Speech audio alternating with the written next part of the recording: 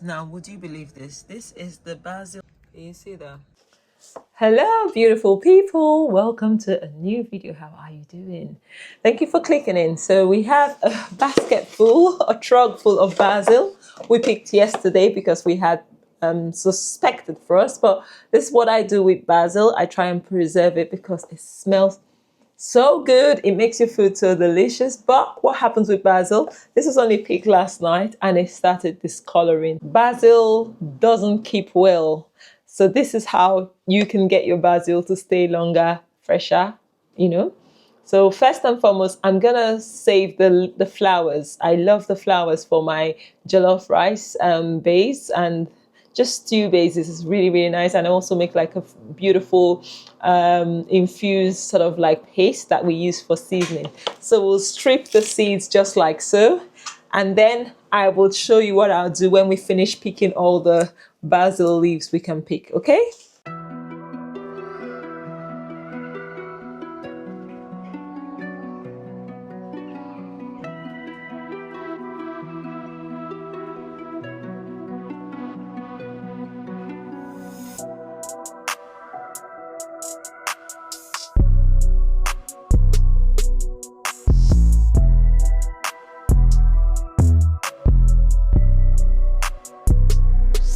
Guys, I've been recording without audio on hyperlapse. So if you've seen what I've done, essentially, look how nice and fresh and green this looks.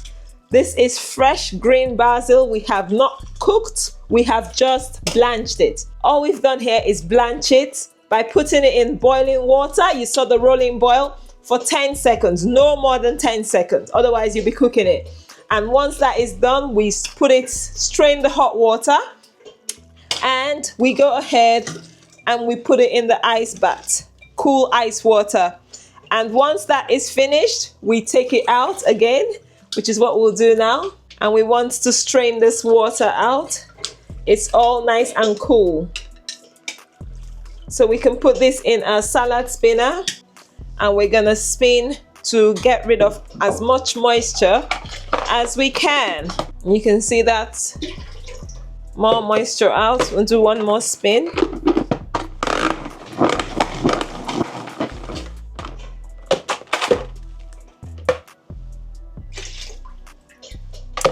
We can store this in our freezer. So this is what I will do.